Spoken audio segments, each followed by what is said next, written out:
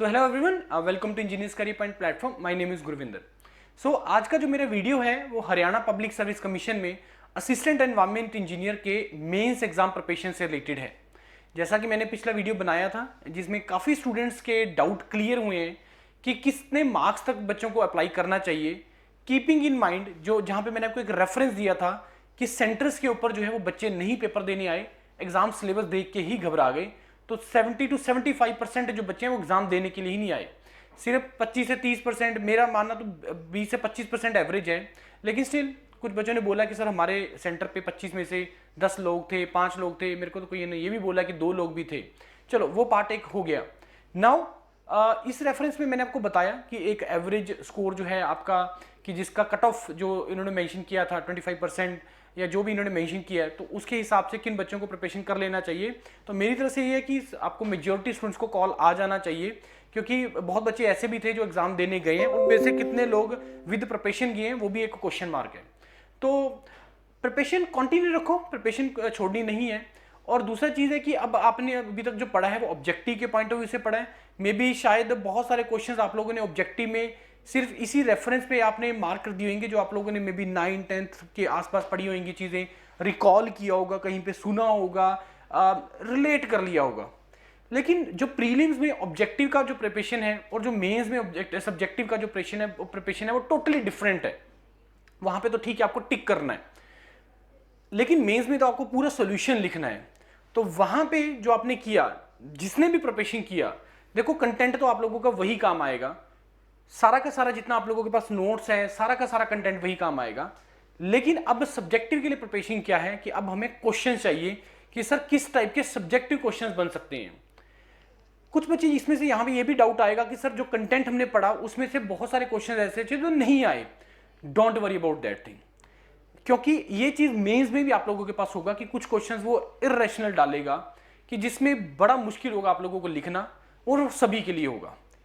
भाई 75% ने तो तैयारी नहीं की, पेपर ही नहीं देने गए, तो पेपर देने ही नहीं गए, तो इट मींस कि वो तो बिल्कुल ही सिलेबस देख के भाग गए। अब पॉइंट ये आ गया कि जिनको मेंस का कॉल आएगा उसमें से कितना % बच्चा ऐसा होगा जो जेन्युइनली प्रिपरेशन करके जाएगा, क्योंकि कंपटीशन कंपैरेटिवली कम हो जाएगा, क्योंकि 4 टाइम स्टूडेंट्स ही बुलाने हैं। 4 टाइम स्टूडेंट्स है, प्रोबेबिलिटी ऑफ जो आपका किसी भी एक बच्चे का सिलेक्शन के जो चांसेस है वो बढ़ जाती है, प्रोबेबिलिटी एज कंपेयर टू बढ़ जाएगी। क्योंकि अब यहाँ पे जो सैंपल आपके पास वो है, सैंपल जो है वो बहुत कम है। पहले बच्चे 1000+ थे, अब आप लोग जो है 4 टाइम्स ही आप लोगों को बुलाना है। तो अब आप लोगों को क्या करना है, पहले तो एक बार ढंग से, जिसने भी पहले प्रीलिम्स के लिए ढंग से नहीं पढ़ा, डिटेल में चीजों को नहीं पढ़ा है, सारे नोट्स रेफर करो ढंग से। उसके बाद मेंस के लिए आप लोगों ने क्या करना है, आपको क्वेश्चन बैंक अभी हमने प्रोवाइड करना स्टार्ट कर दिया। एक उसका एक सैंपल भी अभी मैं आपको भी दिखा रहा हूं। ये सैंपल हम लोगों ने तैयार किया है, इसको हमने इंजीनियर्स करियर पॉइंट के टेलीग्राम चैनल पे डाल दिया है। इसको आप डाउनलोड कर लो वहां से और देखो कि किस टाइप का क्वेश्चन बन सकता है। सारे टॉपिक्स हमने कवर किए और उसका डिटेल एक्सप्लेनेशन भी दी है। लेकिन जो इसका प्रिपरेशन वाला पार्ट है उसमें अब हम आपको जो है ओनली क्वेश्चंस प्रोवाइड करेंगे, सॉल्यूशन उसको प्रोवाइड नहीं करेंगे। वो लेटर स्टेज पे देखेंगे कि अगर क्वेश्चन कोई अटका हो ही नहीं रहा है, ऑल्दो कि वो उसी कंटेंट में से ही क्वेश्चन बनेगा। अब उसका आपने क्या करना है, क्वेश्चन बैंक आपको मिल गया, हर टॉपिक के क्वेश्चन बैंक मिल जाएंगे आपको। अब आपने क्या करना है, उन क्वेश्चंस को लिखना स्टार्ट करना है अपने हाथ से, अपनी लैंग्वेज में अपने हिसाब से लिखना स्टार्ट करना है। लेकिन उसके लिए कंटेंट एक बार गो थ्रू करना ही पड़ेगा। और जब आप वो कंटेंट लिखेंगे तो 2 चीजों का ध्यान रखना है। पहला, कंटेंट सही होना जरूरी है। दूसरा, उसको किस तरीके से लिखना है उसको होना भी जरूरी है। मान लो आप किसी का एग्जाम पेपर चेक कर रहे हो, आप में से बहुत लोग टीचर भी होंगे। जब आप किसी का पेपर चेक करते हो कि अगर किसी ने यार बहुत राइटिंग एक पार्ट है, लेकिन अगर उसको बहुत अच्छे तरीके से फ्रेम करके लिखा है कि पहले एक चीज का डेफिनेशन दिया, फिर उसका इक्वेशन लिखा, फिर उसका डायग्राम बनाया सुंदर सा, फिर टेबल भी वहां पे मेंशन किया, फिर टाइप्स लिखा, बुलेट्स बनाए, नंबरिंग बनाए, आपके दिमाग में आता है यार लिखा तो इसने बहुत अच्छा है, लिखा तो इसने बहुत अच्छा है। कंटेंट एक पार्ट है, लिखा कैसे है वो दूसरा पार्ट है। क्योंकि लिखा कैसे दूसरा पार्ट है, अगर आपकी इसमें कंटेंट मतलब लिखा भी सही तरीके से नहीं है, आपने पूरा ऐसे पैराग्राफ बना दिया, पैराग्राफ है जिसको पढ़ने का दिल भी नहीं करेगा। और बिलीव मी, आप लोग भी पेपर चेक करते हैं, जब आप पेपर चेक कर रहे होंगे तो अगर उसने बहुत अच्छे तरीके से लिखा ना, आप देखते हो कि अच्छा इसने सारे हेड कवर किए हैं, पॉइंट कवर किए हैं, टेबल को आपने गो थ्रू कर लिया, आप ऐसे नंबर दे देते हो, 5 में से 4 नंबर दे दिए, जिसमें उसके राइटिंग स्किल को ध्यान में रखते हो आपने उसको थोड़ा सा बेनिफिट दे दिया, लिखा इसने बहुत अच्छे तरीके से है। लेकिन उसी जगह पे वही सेम कंटेंट को आप पैराग्राफ की फॉर्म में लिख दोगे, बिना कोई फिगर बनाए, बिना कोई डायग्राम, बिना कोई टेबल, बिना कोई क्वेश्चन लिखे, तो वही जो 5 में से जो 4 नंबर आपको मिले थे वो आपको 3 नंबर देगा। कंटेंट आपने वही के वही सेम ही लिखा है, राइट। अब ये चीज इंपॉर्टेंट होती है। अब आपने क्या करना है, जो क्वेश्चन बैंक आपको प्रोवाइड हो जाएगा उस क्वेश्चन बैंक को आपने अपना आंसर लिखना है बहुत अच्छे तरीके को, और उसको फिर आपने मेंटर से चेक करवाना है। मेंटर को चेक करवाने के बहुत सारे तरीके हैं। आप उनको उस पर भेजोगे, इंडिविजुअली भेजेंगे जिसमें वो आपको फीडबैक देगा उसको जूम पे चेक करवाएंगे। तो ये सारा एक्टिविटी हम लोग करते हैं, सीजीपीडी में भी किया था, इंजीनियरिंग सर्विसेज में भी हम लोग करते हैं कि अपना वो टीचर आपका सामने खोलोगे, टीचर आपको बताता चला जाएगा कहाँ इंप्रूवमेंट करना है, कैसे करना है, क्या गलती है क्या नहीं करना है।